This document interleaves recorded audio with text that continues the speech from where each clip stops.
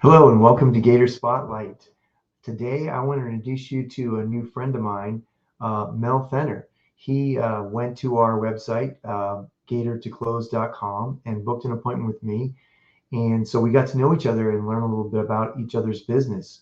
So I thought there were some valuable things in there, and I wanted to share that with you. So here's the interview. Question for you then, because you've worked Sure. with other companies like Alpha Gator. So here's my question for you. I Mhm. know one of the things that Pace talks about is, us being um, maybe with Alpha Gator, somebody gets a hard money loan, but that's only 80%, and then we can also be the gator for the gap lending. But Mhm. Alpha Gator is like up and down, left and right. Hey, first position only, we can't Mhm. have second position. If, we check every quarter. If you have a second position loan, we call the loan due. Like they're Mhm. they're like very adamant about there cannot be a Yeah. second position loan. So it's like, okay, if Alpha Gator doesn't allow you to do a second position loan, then how can we fund the rest of that person's deal, right? Yeah. What's your take on that?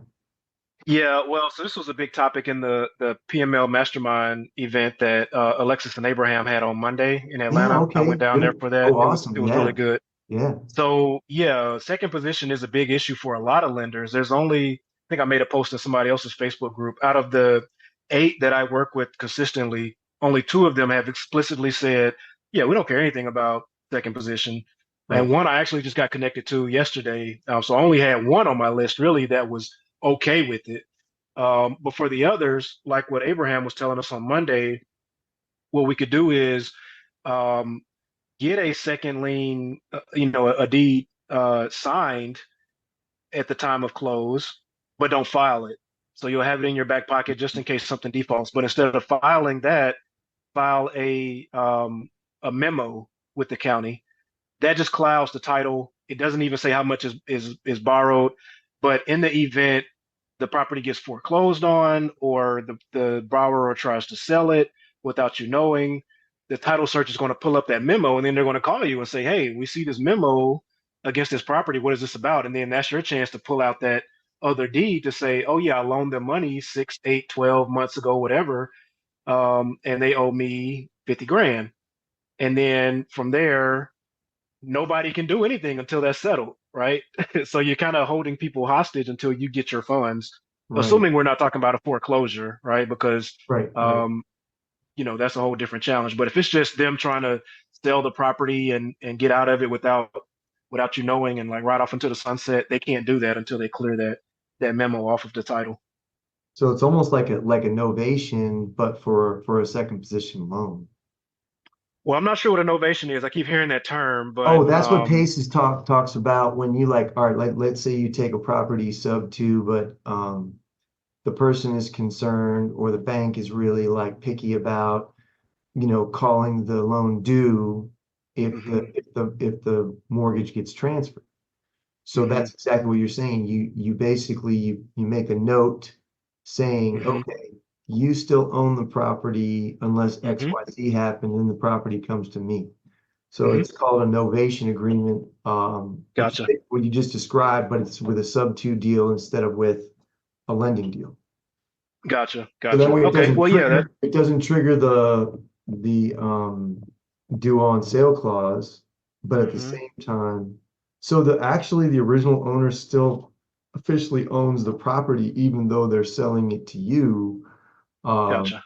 but if something were to happen, it would automatically then go into your name. Gotcha. So Gotcha. that's Okay. yeah, so that's what you're saying is you kind of do a lien, don't file it, put a note, file the memo, and the memo Hmm. states that, hey, yeah, they owe me this money. Right. And Right. like you said, that doesn't necessarily trigger like Alpha to like call the loan due, but it does still Yeah. protect you in case the property gets, sold or whatever, you'd still have your claim on a Right. percentage. But see, the thing is to me is like if Alpha is in first position, and I think this is probably why, like you said, 6 out of 8 of those hard money lenders don't care because Hmm. their first position, they're going to get their money first. They So are. why would they Yeah. care if there's a second position person? Does it slow down There. the process for them? Is that what it does? It slows down the Well, process. yeah, it certainly will because you're talking about a whole other party that is now involved in a foreclosure potentially. It's all about the foreclosures, right? If everything goes great, it doesn't matter because everybody's Mhm. going to get paid anyway. Right. But there was something else. I think there was a situation where maybe as a second position, if you foreclosed or no, it's if the first position had to foreclose and then own the property, that second position now becomes the first lien and they can tie up the property. So basically the lien Oh, positions move up. So I as a see that. lender, you don't want to have to deal with the fact that if I got to take over that property, now I'm actually responsible to whoever was in the junior position, and you got in the junior position for pennies on the dollar, That right? makes And sense. now you're in first position. So it's that shuffle, but I've even heard of some people doing subordinate agreements where the first position lender will just have the second position or the junior lien holder sign a subordinate that says, we'll be in constant communication. If we have to foreclose on it, either we'll buy you out of your position or, just some level of an agreement that makes it a feasible situation. Hmm. Yep. That makes sense. That makes sense. So, well, good. Well, it sounds like that you've been doing the PML thing for a while now. Hmm. Now you just, First in what's first your, position though. yeah, So well, again, and that's yeah, what I'm hearing Abraham say too is what, yeah. unless you're greedy and you want these, 20% returns in 3 months kind of thing, which is what second position people are asking for. He just lends at 18% annualized. Yep, And 18 first position. But he's able to take first down an position, entire deal a lot of times though.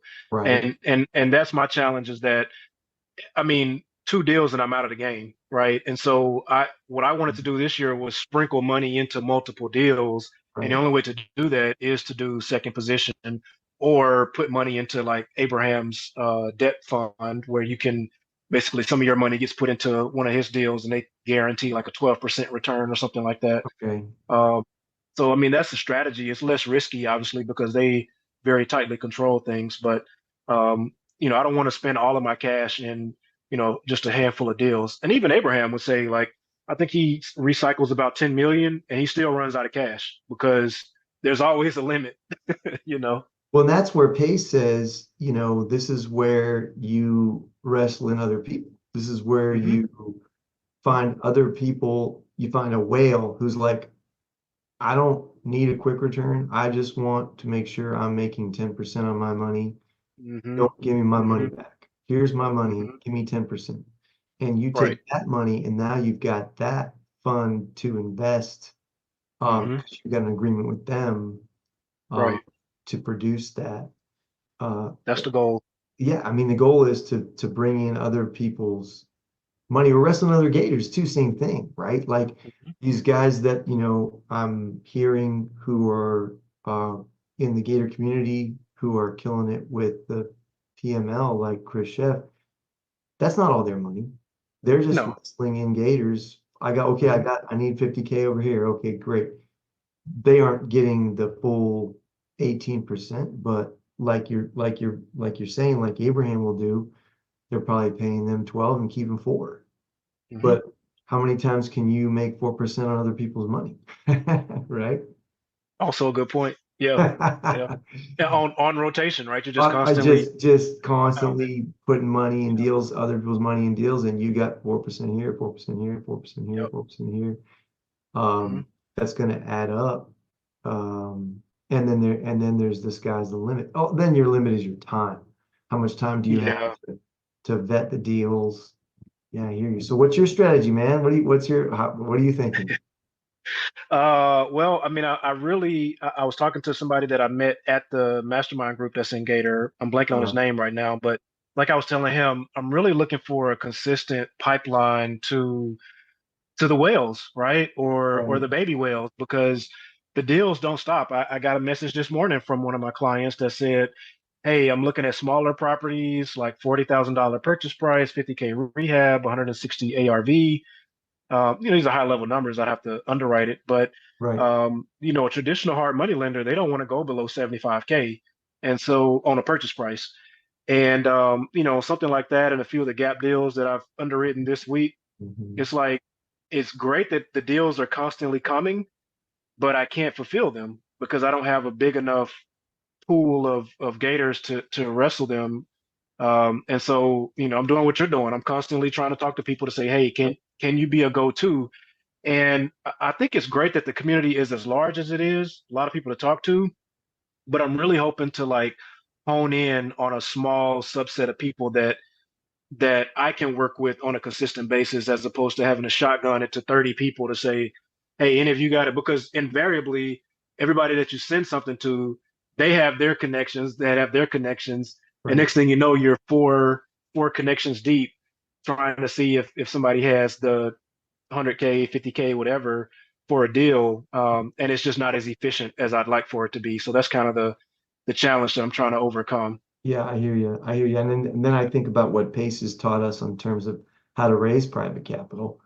Hmm. You go down to the county recorder's office and you ask for that list, Hmm. the magic list, and then you start calling people and saying, "Hey, I have some opportunities. Would you be open to investing? Let's talk. Let's talk numbers and Hmm. see if we can do some business together," kind of thing. So where are your deals coming from? Where you said like you had somebody reach out to you with some of these smaller deals recently. Where are you getting those from? Yeah, the majority of them are here in the Chicagoland area, Oh, either in the good. city or in the suburb. Because I Mhm. do go to a lot of the meetups, and I'm part of a local mastery group here as well that trains people on real estate investing.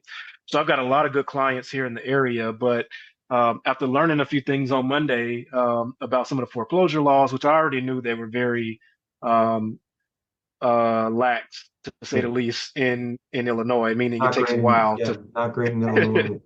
Yeah, I was No, looking at it the takes a list of while. cities that are, states or cities where it takes longer to foreclose, and that's one of them for Yep. sure. It Yeah, is. It is. But nonetheless, I mean, there's plenty of deals that are being bought and sold around here. So I'm not going to count this market out. And obviously, I'm down the street from the city, not literally, but like 45 minutes from downtown. So I'm pretty close to wherever I need to get to. So I like the ease of access to any deals here if I want to just go look at the property or go meet the yeah, the borrower. I hear you. But I'm strongly considering pivoting into more of the Southeast, Georgia, Carolina area. I've got a lot of friends and family in Georgia, actually in Atlanta. So when I went, I spent a Right. whole day just visiting friends and family. Yeah, Texas as well. It's just I got to get over that comfort of I can't just drive down the street to go look at the progress of the property. I got to rely on somebody to take pictures or yeah, the you need borrower to somebody. upload pictures. Yeah, you Yep. need boots on the ground there. But it sounds like you Yep. got people that you could bring into that. I I mean, could, you yeah. might And have that was the some people you realization. can trust and say, look, Yep. hey, if you go scope out this property for me, and if the deal works out, I'll pay you a couple $100 or whatever just for your time. Right. The purpose for having Gator Spotlight is to highlight people who are successful in the community, to give Mhm. them more, because I mean, like you said, well, you're looking for people in the community who have money to lend, but maybe don't have your expertise. Hopefully, some people will catch this and they'll reach out to you, and you'll find those connections you're looking for. That's kind of our hope is the reason we put that podcast together, and to inform people too. I mean, people are new. Some of the stuff we've talked about today might be a little high level for a brand Could new be. getter or a brand new sub two student, but hey, Yep. it's all good stuff, right? I mean, Yeah, we're it all is. growing in this community together. So Yep. yeah. Yep. So I know is we there like to throw around a lot of acronyms, so sometimes we have to pull back on the acronyms and just say what the word is. Right, right. EMD, guys, Yeah. that's earnest money deposit. If you don't know what There that you is, go. look it up. So Yeah. Yeah. There you go. Join Gator. there you go. Join Gator, no doubt. Reach out to me or Mel, and we'll let you know how you can jump in the Gator community for sure. Yep. Yeah, Yep. if you want to be making 4 to 12 to 18% on other people's deals, that's the way to go. Indeed. Yeah. Indeed. Likewise, I'm glad. Like I said, I'm glad we had a chance to finally connect. I know we had a few reschedules, but no time like the present. That's So, it. That's we'll it. we'll take it from here and run. This was the right timing. It's always in God's time. So this was the right timing right here. There you go. There you go. Now you're singing. All right, man. Well, hey, great. Well, hey, enjoy that Bulls game. I just finished watching the Last Dance on Netflix. Man, Oh man, I want to rewatch it. what a great Uh, series. What I mean, just it's so true. those You days. know, it's just Michael Jordan was the engine behind that whole machine, and Yep, to yep, see all that how it played out and everything is pretty amazing. That's it. So, yep, all right, man. Well, hey, yep. enjoy, and we'll catch up soon. Okay, let's stay in touch. Okay, absolutely. We'll talk All again right, soon. Thank you. take care. All right, Thanks. Bye. bye. Okay, so I hope you enjoyed this episode of Gator Spotlight. I hope you got some value out of that. If you did, please like and subscribe and help us to grow our followership so we can highlight more people and have a great impact on the real estate community. See you next time on Gator Spotlight.